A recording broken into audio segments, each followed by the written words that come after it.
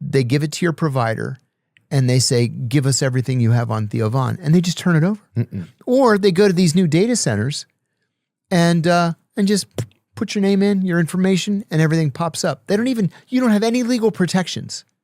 They just take whatever they want. And that's legal now? They can do that? And it's legal now. How'd that become legal? In the National Defense Act of 2016. National Defense Authorization Act of 2016. Wow. Yeah.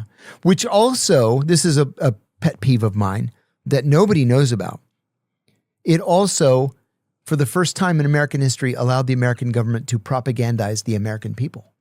It was always illegal for our government to propagandize us. What does it mean? Well, for example, the Voice of America, that's our government's propaganda news outlet. And we beam it overseas so everybody gets the official U.S. point of view. Okay.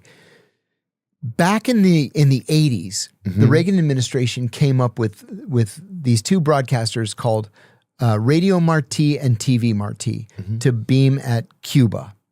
And the Cubans try to jam them all the time. But what they mostly are used for is to broadcast baseball games in Spanish, which the Cubans love. Got it. I flew down to Cuba to do a study. I did a study for the Senate Foreign Relations Committee when I was the chief investigator there. And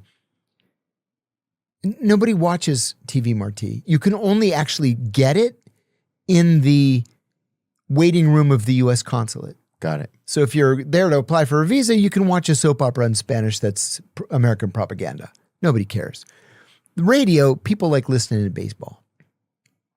So Dish Network, when it began selling services in Florida, found that there was this just narrow swath along the shore on the west coast of Florida where you could pick up TV Marti. That's illegal. You can't propagandize the American people. Got it. As Americans, we're not allowed to watch our own government's propaganda. So instead of telling Dish Network, well, you're going to have to like move your satellite or do something or pixelate it or whatever, said, no, we'll change the law. And so in the National Defense Authorization Act of 2016, the Obama administration said, no, we can propagandize Americans now. Wow. And so now radio, TV are no problem. Wow. Yeah. But I mean, we're always propagandizing. I mean, people put out propaganda all the time. Yeah. I went to Yemen in 2011 when I was with the Senate Foreign Relations Committee, my 5th trip to Yemen.